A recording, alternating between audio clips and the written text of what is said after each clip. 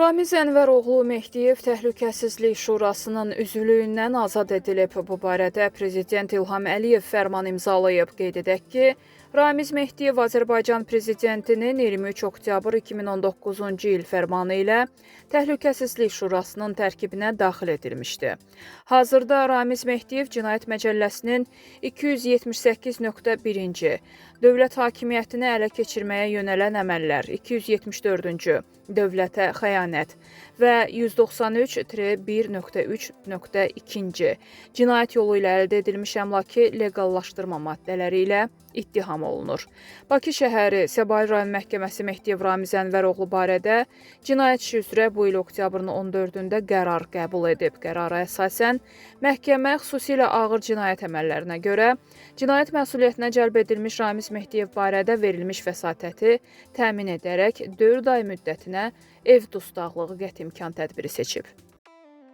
Nəhayət ki, Ramiz Mehdiyev artıq cəzasını alacaq. Bu sözləri xalq artisti, prezident təqaüdçüsü, Rejissorlar Gildiyasının vitse-prezidenti, rejissor-senarist Şeyx Əbdül Mahmudbəyov Mansetaza açıqlamasında deyib.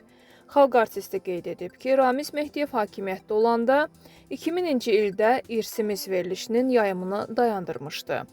Bu veriliş Azərbaycan tarixindən, milli mənəvi dəyərlərindən söhbət edirdi. O cümlədən də tarixi, erməni yalanları, qan yaddaşımız da əsas mövzulardan biri idi. Amma Ramiz Mehdiyev verilişin fəaliyyətini dayandırdı. Səbəb kimi isə bildirdi ki, güya biz erməniləri təhqir edirik, milli qarşıdurma yaradırıq, ermənilərə qarşı hörmətsizlik edirik və s. Mən bu verilişdə Azərbaycanın tarixi, mədəniyyəti, kulinariyası və s. bütün nüansları açıb deyirdim. Ermənilərin bizim mədəniyyətimizi necə oğurlamaq istədiklərini ortaya qoyurdum, amma Ramiz Mehdiyevlər buna imkan vermirdi. Bu səbəbdən də mənim verilişimi dayandırdı. Onun səpdiyi toxumlar hələ də 100 illərlə göyərəcək və bizə problem yaradacaq. Bizdən olmayanlar, onun vəzifəyə gətirdikləri 5-ci, 10-cu kolonlar hələ çox işlər görəcəklər. Mən bilirdim ki, cənab prezident bu məsələyə mütləq toxunacaq.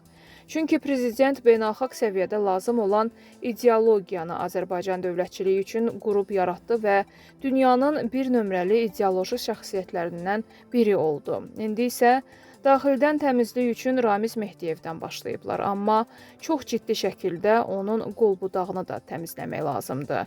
Bu, xərçəng xəstəliyi kimi ölkədə kök atıb, amma bu məsələdə də ehtiyatlı olmaq lazımdır. Gərək qurunun oduna yaş yanmasın. Xalq artisti fikirlərinə bunları da əlavə edib. Ramiz Mehdiyevin yaratdığı klan bizim elmimizi, mədəniyyətimizi məhv edir. Özdə planlı şəkildə. Ölkədəki bütün narazılıqları yaradan onlardır. Bugün də hakimiyyətin əsas strukturlarında təmsil olunanlar Ramiz Mehdiyevin agentləridir. Bunlarla bağlı da təmizlik aparılmalıdır. Amma yenə də deyirəm. Ramiz Mehdiyev erası əslində 20 il bundan əvvəl tükənməli idi. Onun etdiyi xəyanətlərin qabağında Azərbaycan xalqı və cənab prezident İlham Əliyevin şəxsi iradəsi, bilgisi, intellekti, yüksək diplomatik qabiliyyəti dayandı. Daxili xəyanətlər də beləcə həll olacaq. Nəhayət gün doğur, amma gün pak və işıqlı doğmalıdır. Qurumlarımızda da normal insanlar var, amma onlara Azərbaycan xalqına düzgün formada xidmət etməyə icazə verilmir.